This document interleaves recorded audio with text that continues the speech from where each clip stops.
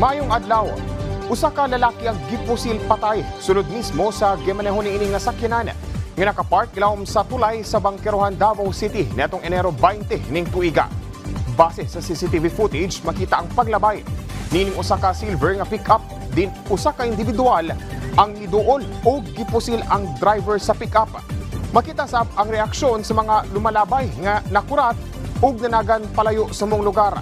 Dali sab dayong miikyas ang namusil nga individual. Ang biktima ilang nga si Marley Masukol, 50 anyos, usa ka stay-in mechanic sa Maa, Davao City ug nitibo sa Santa Maria, Davao Occidental.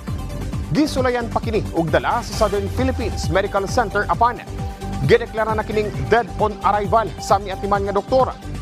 Bisan pa man isolated case, nanawagan og tabang ang kapulisan ngadto sa publiko ilabi na sa makahatag og impormasyon alang sa kasulbaran sa kaso. Nag-deploy ang 6th Infantry Division sa Philippine Army og 37 ka mga bagong commissioned second lieutenants ug usa ka gatos ka privates sa lain-laing unit.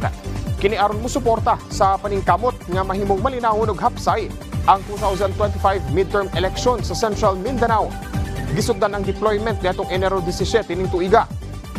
Human sa 45 ka adlaw nga pre-deployment training nila sa 6th ID's Training School sa Barangay Semba, Dato Udin, Sinsuat, Maguindanao del Norte. Ang bagong gideploy nga mga opisyal gilangkuban sa 7 ka mga babae samtang ang usa ka gatos ka private may graduar sa Infantry Orientation Training Class 01-2024. May pailam sab sa specialized pre-deployment training ang mga second lieutenants aron nga may balaan ang operation areas nga nailawom sa Joint Task Force Central. Sakop sa jurisdiction sa 6th ID ang probinsya sa Maguindanao del Sur, Maguindanao del Norte, Sultan Kudarat, South Cotabato ug pipila ka bahin sa North Cotabato ug Sarangani.